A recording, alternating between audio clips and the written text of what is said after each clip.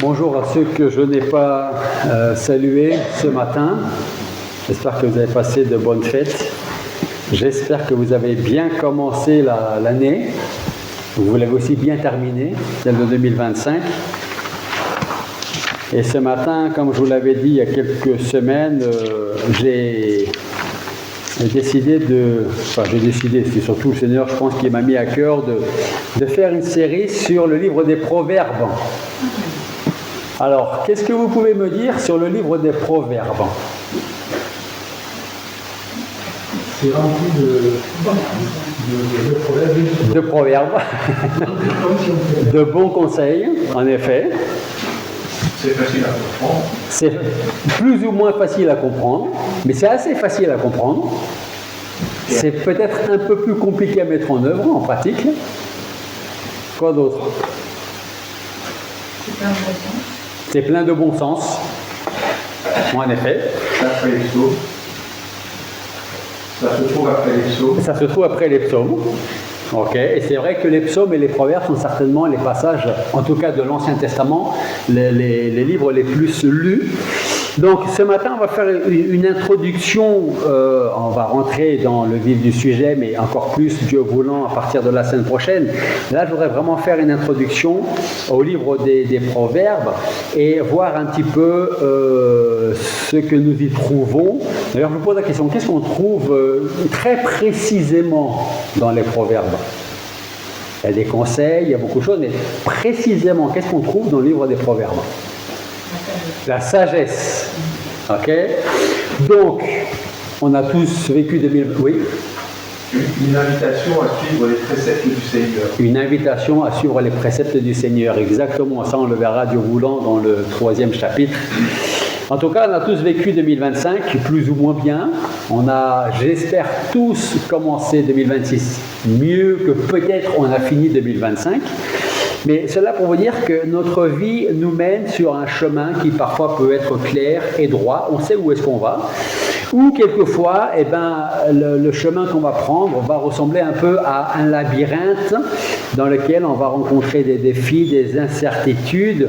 Et qu'on ait une vie où on sait où on va, ou une vie où c'est un peu le labyrinthe, un petit peu pas très clair, une chose est essentielle, c'est justement la sagesse.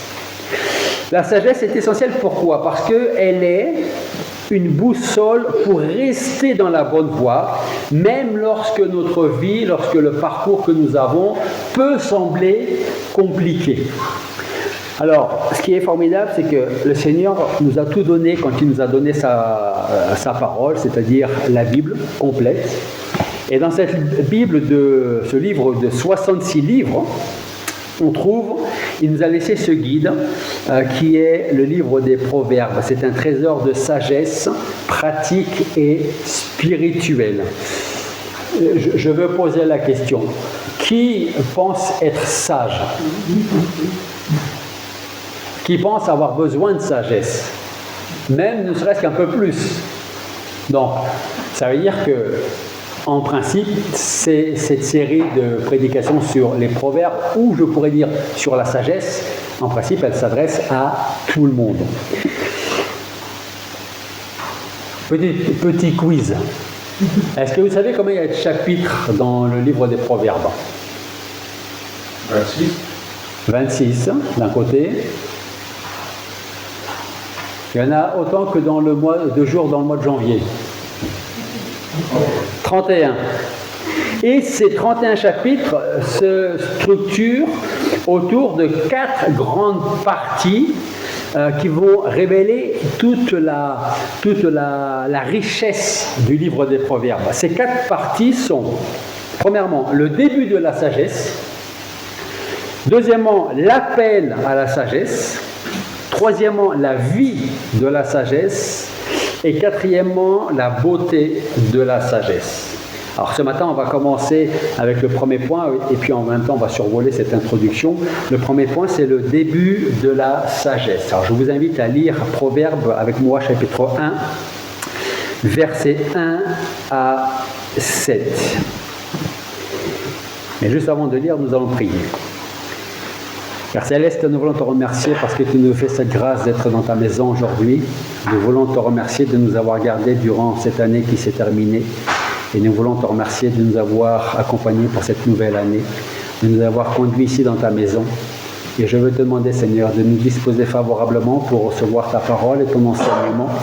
Montre-nous ce que tu attends de nous et donne-nous cette sagesse dont nous manquons parfois trop souvent. Seigneur, merci de parler dans nos vies, dans nos cœurs. Et c'est en ton nom que nous te prions. Amen. Proverbe chapitre 1, versets 1 à 7. Proverbe de Salomon, fils de David, roi d'Israël, pour connaître la sagesse et l'instruction, pour comprendre les paroles de l'intelligence, pour recevoir l'instruction du bon sens, justice, équité et droiture, pour donner aux simples de la prudence, aux jeunes hommes de la connaissance et de la réflexion. Que le sage écoute et il augmentera son savoir. Et celui qui est intelligent acquérera l'art de se conduire, pour comprendre un proverbe ou une sentence, les paroles des sages et leurs énigmes. La crainte de l'Éternel est le commencement de la connaissance, les insensés méprisent la sagesse et l'instruction. Alors, je vais essayer de rechercher et de trouver le verset clé de chaque chapitre, et je pense que le verset clé de ce chapitre 1, c'est le verset 7. La crainte de l'Éternel est le commencement de la connaissance, les insensés méprisent la sagesse et l'instruction. Alors, quand on lit ne serait-ce que les 6 premiers versets du livre des Proverbes, en fait, on a le pourquoi du livre. En étudiant ces versets, on va voir que Salomon nous a laissé ces proverbes avec un objectif clair, nous initier à la sagesse et à l'instruction. Mais dans quel but? Bien sûr, c'est de devenir plus sage. Mais plus sage pour qui? Pourquoi? Aux yeux de qui? Je pense que le but de Salomon était pour que nous puissions acquérir, premièrement, l'instruction et le bon sens, mais aussi les valeurs fondamentales comme la justice, l'équité et la droiture. Et on va revenir sur ces versets-là. Pour que nous puissions acquérir également la prudence, pour éviter les pièges de la vie, pour recevoir la connaissance et la réflexion, pour agir avec discernement. Ce qui rend ce livre exceptionnel, en fait, c'est qu'il s'adresse absolument à tout le monde. C'est un livre, je dirais, universel. Il s'adresse à tout le monde. Il s'adresse, comme le verset 4 le dit, pour donner aux simples de la prudence, aux jeunes hommes de la connaissance et de la réflexion. Alors, aux simples, ou si vous préférez, à ceux qui manquent d'expérience parce qu'ils sont jeunes dans la vie. Aux jeunes pour leur donner la connaissance et la façon de réfléchir aux choses de la vie. Autrement dit, les proverbes sont un guide pratique et intemporel. Mais ils s'adressent aussi, et ça c'est très intéressant, parce qu'on pourrait se dire, je manque de maturité, je suis jeune dans la foi, donc j'ai besoin de connaissances et de savoir comment discerner les choses. Mais il ne s'adresse pas, le livre des Proverbes ne s'adresse pas que aux simples, aux plus jeunes ou aux jeunes. Parce que le verset 5 nous dit qu'il s'adresse aussi aux sages et aux intelligents. Est-ce que vous pouvez me donner la différence entre quelqu'un qui est sage et quelqu'un qui est intelligent?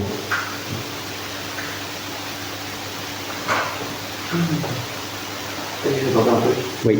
Quelqu'un qui est intelligent, c'est quelqu'un qui est capable de faire des choses compliquées, alors que quelqu'un qui est sage, c'est quelqu'un qui va faire les bonnes choses. Ok, vous avez tous entendu? Ok. En fait, l'intelligence, pour redire un peu ce que Sylvain dit, l'intelligence, c'est la capacité à comprendre, analyser ou résoudre des problèmes qui sont souvent théoriques.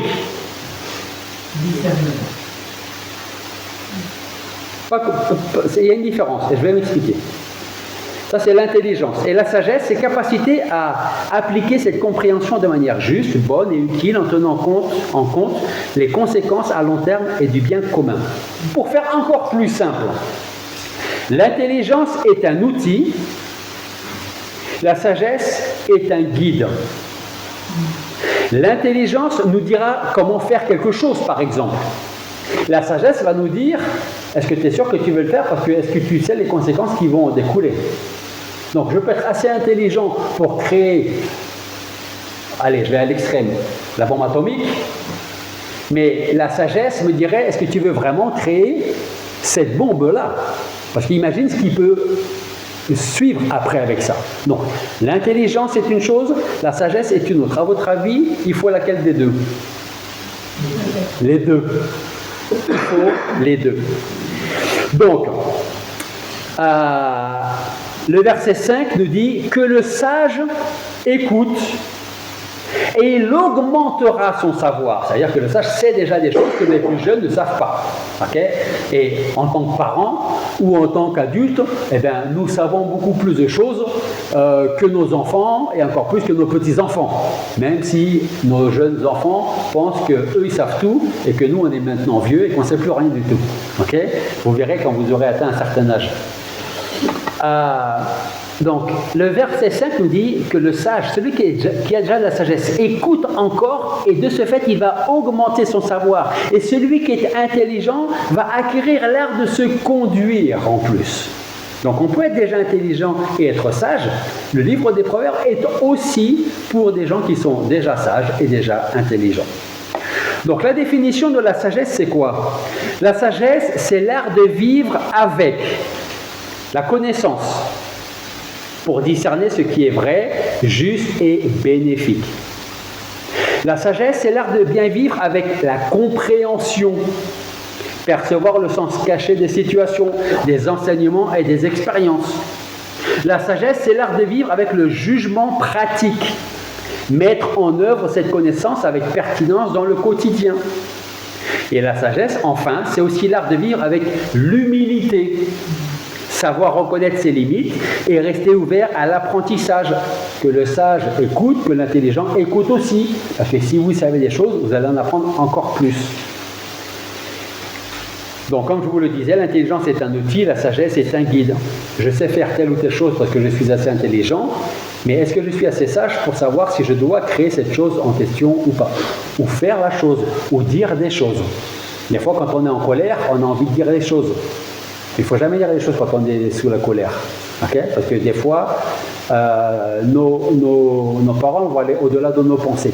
Okay? Donc la sagesse te dira peut-être d'abord tu te calmes et après tu vas discuter avec la personne. Ce sera bien pour tout le monde. Maintenant, on va rentrer dans le vif du sujet avec le début de la connaissance. Pourquoi est-ce important de posséder la sagesse, ou du moins un minimum de sagesse à votre avis? Pourquoi c'est important d'avoir un minimum de sagesse? Ça offre une protection. Pour une protection? Oui. Oui. L'homme voit le mal et se cache, les simplement c'est son Ok. Limiter les déboires. Pour limiter les déboires. Limiter les déboires, ok. Pourquoi c'est important d'avoir un minimum de sagesse? Pour bien agir, mais aussi pour bien vivre. Et on va voir certains points. Pourquoi c'est important d'avoir de la sagesse, un minimum de sagesse? Parce que la sagesse est la clé d'une vie réussie. Regardez avec moi, même si on y reviendra bien dans quelques semaines, Proverbes chapitre 3, versets 13 et 14. Proverbes chapitre 3, versets 13 et 14. Heureux l'homme qui a trouvé la sagesse et l'homme qui devient raisonnable, car le gain qu'elle procure, la sagesse, est préférable au gain de l'argent et son revenu vaut mieux que l'or. La sagesse qui nous vient de Dieu, pas ma propre sagesse ou la sagesse du monde, est dans la parole de Dieu présentée comme un trésor plus précieux que n'importe quelle autre richesse qu'on peut posséder ici-bas. Parce que si on a la sagesse qui vient de la parole de Dieu, si nous avons la sagesse qui vient de Dieu, alors elle va nous conduire dans une vie, vers une vie équilibrée, heureuse et bénie. L'autre point, pourquoi c'est important? Parce que la sagesse nous protège des pièges et des erreurs ou des déboires. Proverbe, juste un en arrière, chapitre 2, versets 10 à 12. Proverbe, chapitre 2, versets 10 à 12. Car la sagesse viendra dans ton cœur et la connaissance fera les délices de ton âme. La réflexion te gardera, la raison te protégera pour te délivrer de la voie du mal, de l'homme qui tient des discours pervers. Ici, la sagesse agit un peu, on aurait presque pu mettre, vous vous rappelez de l'armure du chrétien, hein? On aurait presque pu mettre aussi la sagesse dans le sens où la sagesse va agir comme un bouclier contre les mauvaises décisions, les influences néfastes ou les chemins qui mènent à des difficultés, voire à la souffrance. Donc la sagesse va nous protéger des pièges et des erreurs. Autre point, la sagesse permet de vivre en harmonie avec Dieu et avec les autres. Proverbe, on y est toujours dans le chapitre 1. On a lu les versets, 7 premiers versets. On va relire les versets 2 et 3, Proverbe 1, qui nous dit « Pour connaître la sagesse et l'instruction, pour comprendre les paroles de l'intelligence, pour recevoir l'instruction du bon sens, justice, équité et droiture. » En fait, la sagesse, on manque tous de sagesse. Et là, je peux le dire, parce que je sais que je suis sûr de ne pas me tromper. On manque tous de sagesse. Tout comme je peux dire, eh ben, il y a certainement quelqu'un ici qui sort du lot où cette personne a plus de sagesse que les autres. Et c'est normal. Ça peut être les choses que nous avons apprises dans la vie qui font qu'aujourd'hui, on a plus de sagesse. C'est normal. Ok ? Je prends... je vais dire Nathan. Elliot, parce que c'est le plus jeune. Enfin, ici, en tout cas, Léo n'est pas là, il est à côté, Léo. Bon, donc c'est le plus jeune de la pièce, ok? Il a certainement sa sagesse, mais certainement pas la même que maman. Hein? Alors oui, ça veut dire quoi? Oui, elle a plus de sagesse que toi ou... Oui, on n'a pas la même sagesse, voilà. Et c'est normal, c'est normal. Donc, regardez avec moi Jacques chapitre 3, verset 17. Jacques 3, 17.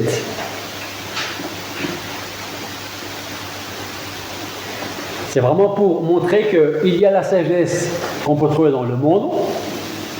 Il peut y avoir, je peux avoir ma propre sagesse, mais qui va se baser peut-être seulement sur ce que j'ai vu, ce que j'ai entendu, ce que j'ai vécu. Okay?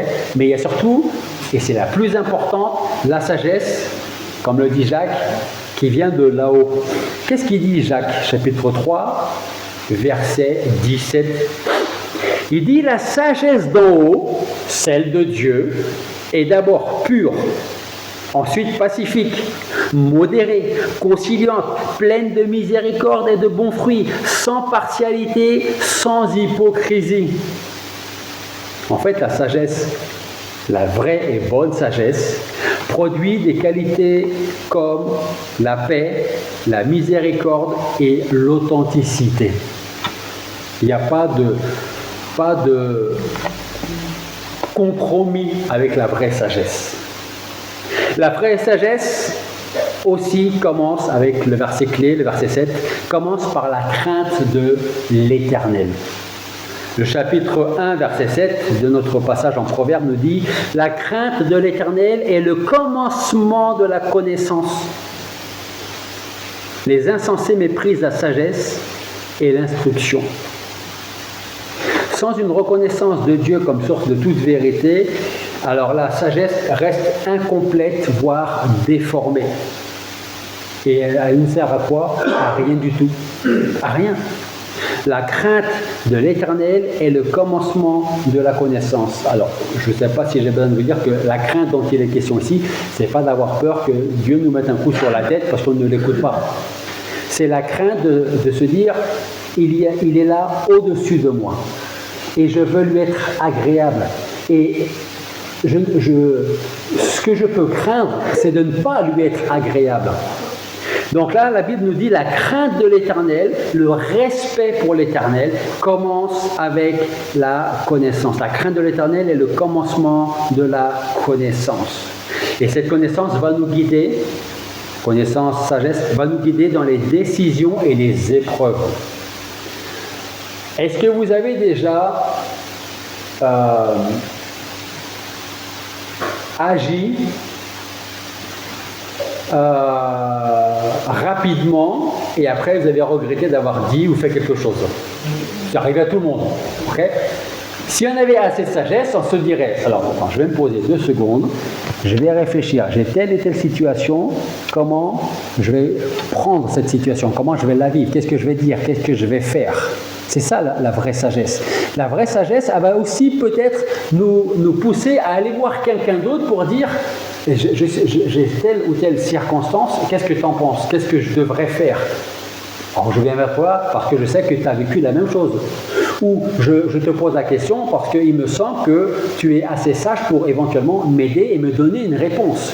C'est ça aussi la sagesse, comme je vous l'ai dit tout à l'heure, c'est vivre dans l'humilité. C'est savoir reconnaître ses limites et dire j'ai besoin de plus de sagesse parce que je n'ai pas, donc je peux aller voir quelqu'un pour prendre conseil. Donc, elle nous guide dans les décisions et les épreuves.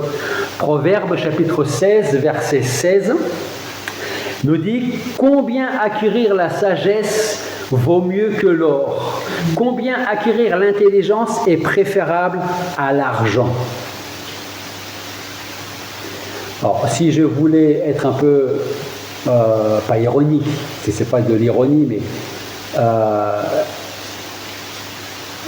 qui a écrit quasiment tous les proverbes? Salomon avait cette sagesse-là, et en plus, il avait des richesses. Mais là, il nous dit combien acquérir la sagesse vaut mieux que l'or, combien acquérir l'intelligence est préférable à l'argent. C'est pareil, si on a beaucoup d'argent, beaucoup de richesses, mais qu'on n'a pas la sagesse pour savoir comment gérer tout ça, on risque de perdre tout rapidement. Okay? En fait, c'est dans les moments de choix difficiles ou d'épreuves que la sagesse éclaire le chemin et évite les regrets. On a tous dit des choses qu'on a regrettées après. Si j'avais su, je me serais posé, j'aurais réfléchi, j'aurais certainement agi autrement, j'aurais dit autre chose. C'est certainement pour ça que Jacques nous dit en Jacques 1, 5, « Si quelqu'un d'entre vous manque de sagesse, qu'il la demande à Dieu, qui donne à tous libéralement et sans faire de reproches, et elle lui sera donnée. » Vous savez, parfois, quand on demande quelque chose au Seigneur, il peut nous donner la chose, ou nous la donner mais plus tard, ou ne pas la donner du tout. Parce que lui, c'est ce qui est bon pour nous. C'est cette sagesse qu'il a. Mais là, Jacques, il dit, demande, tu n'as pas cette sagesse, demande-la et il va te la donner. Vous ne trouverez aucun chrétien,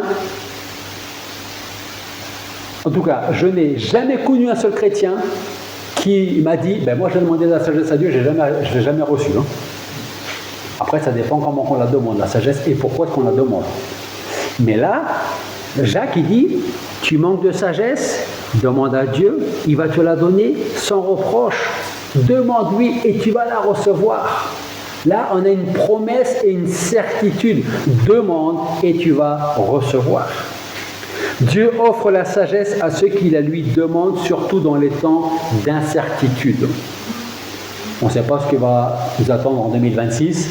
Quand on voit un peu tout ce qui se passe autour de nous, dans le monde, on vit vraiment dans l'incertitude, tout en étant certain que Dieu règne, qu'il est souverain, qu'il tient tout dans ses mains, le monde d'un côté, ma vie de l'autre, et qui dit, je suis là, t'inquiète pas.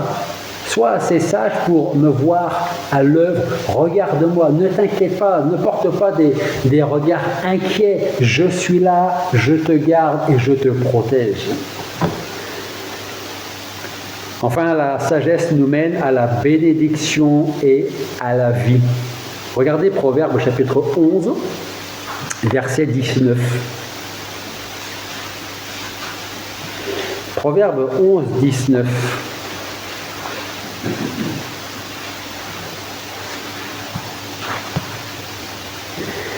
Ainsi, la justice aboutit à la vie, mais celui qui poursuit le mal aboutit à sa mort. La sagesse, quand elle est alignée avec nos actions par rapport à ce que Dieu attend de nous, va nous conduire vers une vie abondante et bénie. Tandis que la folie va nous mener à la perte et à la destruction. Ainsi, la justice aboutit à la vie, mais celui qui poursuit le mal aboutit à sa mort. Alors pourquoi la sagesse qui nous vient de Dieu est-elle importante? Tout simplement parce que sans elle, nous sommes vulnérables aux pièges, aux détours inutiles. C'est ce que nous dit le Proverbe 14, 12. Proverbe 14, 12 nous dit « Telle voie paraît droite devant un homme, et à la fin, c'est la voie de la mort. » Et quand on n'a pas assez de sagesse, on peut dire « Je vais prendre tel chemin parce que je pense que c'est le bon. » Sauf que je manque de sagesse, et je manque de sagesse parce que je n'ai pas demandé au Seigneur avant « Est-ce que ce chemin est le bon que je dois prendre ?» Et je suis tellement sûr de moi que j'y vais, sauf qu'à la fin, c'est la voie qui mène à la mort. Pourquoi? Probablement parce que j'ai manqué de sagesse, j'étais peut-être un peu trop sûr de moi, et peut-être que j'ai manqué d'humilité et que je n'ai pas demandé au Seigneur de m'éclairer, de m'ouvrir les yeux. Avec la sagesse, nous pourrons vivre en harmonie avec notre Créateur et avec un but clair. Et donc, comme je vous disais que le verset 16 était le verset clé, la crainte de l'Éternel est le commencement de la connaissance. Les insensés méprisent la sagesse et l'instruction. Pourquoi je pense que c'est le verset clé? Parce que premièrement, la crainte de l'Éternel est le socle de la vraie sagesse. Qu'est-ce que je veux dire par là? Ce verset nous enseigne que craindre Dieu ne signifie pas vivre dans la peur. Au contraire, c'est adopter une attitude de respect envers Dieu, de reconnaissance de sa grandeur et de notre dépendance de lui. Si nous croyons en Dieu, alors cette crainte ne sera jamais un frein, bien au contraire. Parce qu'on le laisse à la place où il est et moi je reste à la place que je dois avoir. On n'est pas comme ça. Lui, il est là et moi je suis là. Et il y a ce respect que je dois à celui qui m'a aimé de toute éternité, qui m'aime et qui m'aimera pour toujours. Deuxièmement, la crainte de l'Éternel nous rendra humbles, comme je vous l'ai dit précédemment. Comme un enfant qui sait qu'il a encore besoin d'apprendre de ses parents, la crainte de l'Éternel nous aidera à admettre que nous ne sommes pas parfaits et que nous avons d'être conduits tous les jours de notre vie jusqu'à ce qu'il revienne nous chercher. Regardez avec moi le psaume 131, versets 1 et 2. Psaume 131,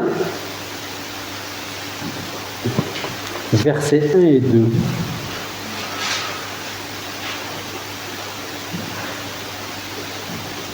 Et voilà ce que nous lisons. Éternel, je n'ai ni un cœur arrogant, ni des regards hautains. Je ne m'engage pas dans des questions trop grandes et trop merveilleuses pour moi. Loin de là, j'ai imposé le calme et le silence à mon âme, comme un enfant sevré auprès de sa mère.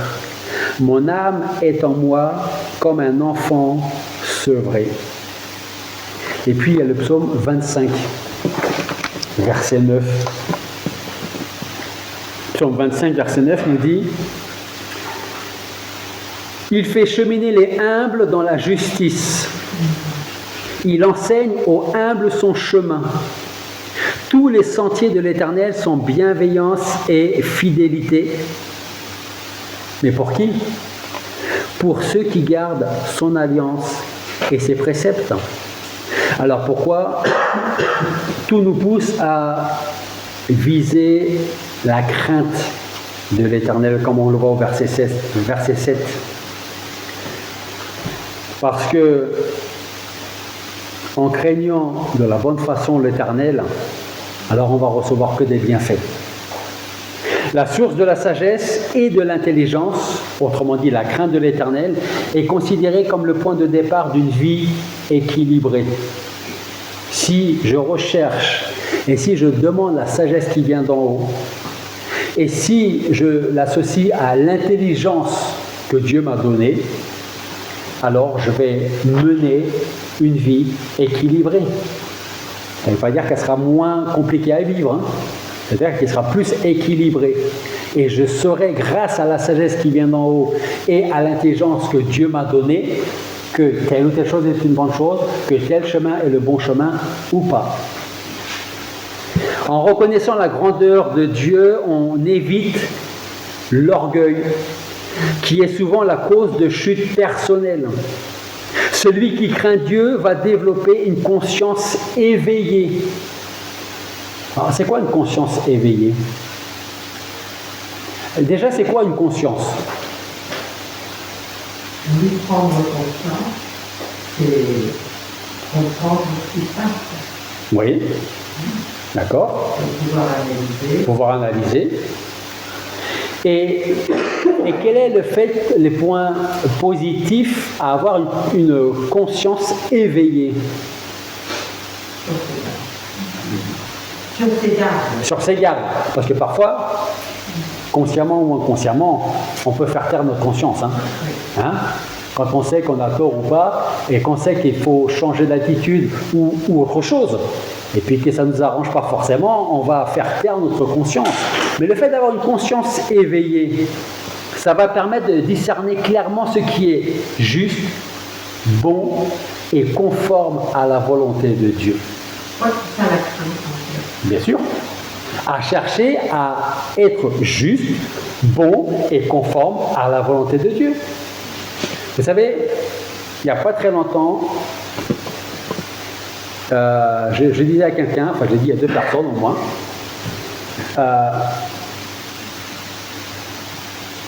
Thierry, est-ce que tu vas rendre des comptes à Dieu pour ta femme?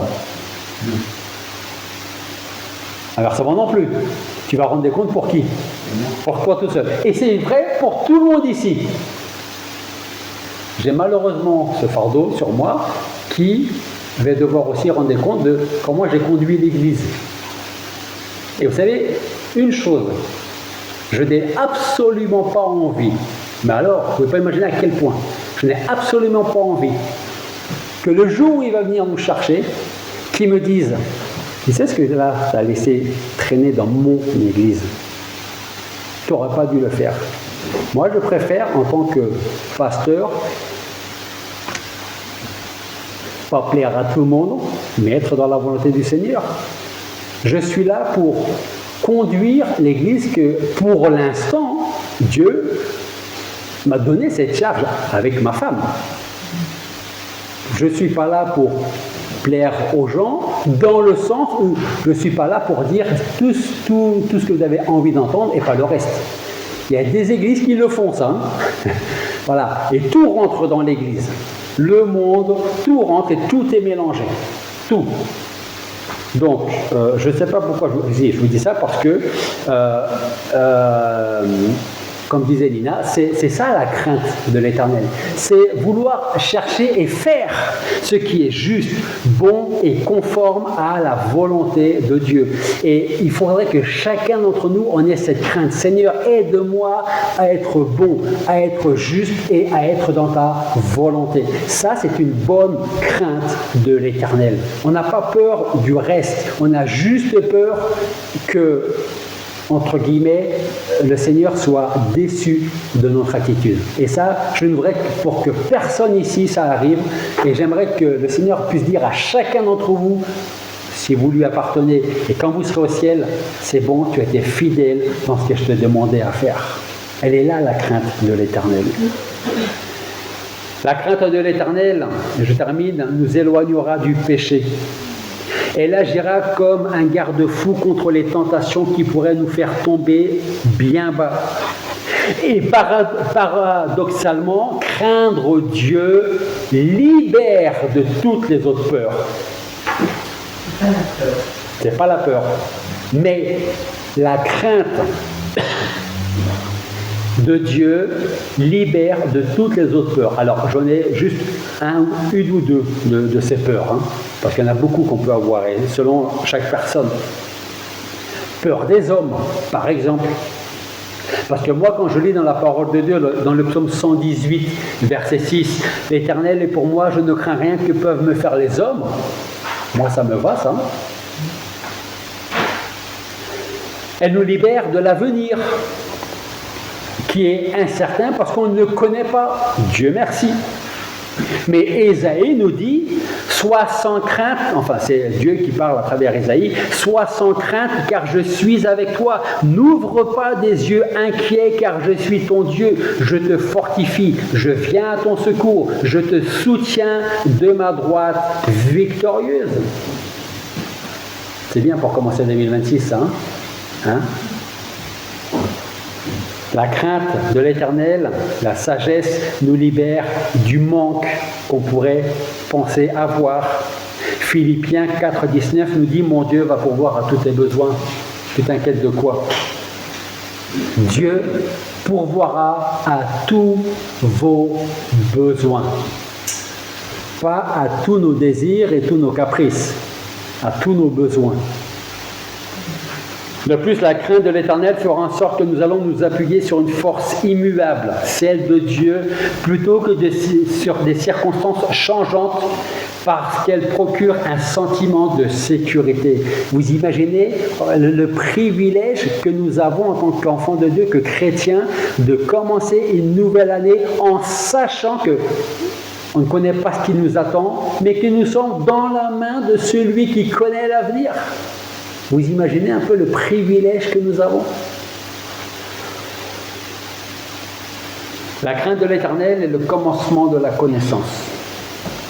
Alors qu'en cette nouvelle année, Dieu nous aide à le rechercher lui, à rechercher sa sagesse, sa crainte, et pas un autre. C'est à lui qu'un jour on aura à rendre des comptes. Et si on veut vivre une vie conduite par la sagesse, on l'a dit tout à l'heure, on manque tous de sagesse. Demandons-la au Seigneur et il nous la donnera. Prions. Père Céleste, nous voulons te remercier parce que tu nous fais cette grâce d'être dans ta maison ce matin encore. Merci pour ce privilège. Merci pour cette grâce. Père, je veux te remercier pour chaque personne ici présente, celles qui n'ont pas pu venir. Je te demande d'être avec celles qui ne sont pas là aujourd'hui, de les garder, de les protéger. Et je veux te demander pour chaque personne ici présente, Seigneur, y compris pour moi, que tu nous donnes cette sagesse qui vient de ton trône, ta sagesse, pas la mienne, pas la nôtre, pas celle du monde, mais seulement la tienne, celle que nous trouvons dans ta parole. Seigneur, tu nous promets, tu nous dis dans ta parole que si on manque de sagesse, nous n'avons qu'à la demander et tu vas nous la donner, sans aucun souci, sans aucune réticence. Alors Seigneur, c'est ce que je veux pour moi et pour ton Église, Seigneur. Donne-nous ta sagesse, ton discernement, pour que nous puissions voir ce qui est bon, ce qui est juste, et que nous puissions être et rester dans ta volonté. Merci pour chaque personne ici présente, Seigneur. Garde-nous pendant cette semaine et aide-nous à toujours regarder vers toi, vers là-haut, où tu es et d'où tu reviendras nous chercher. Et c'est en ton nom que nous te prions. Amen.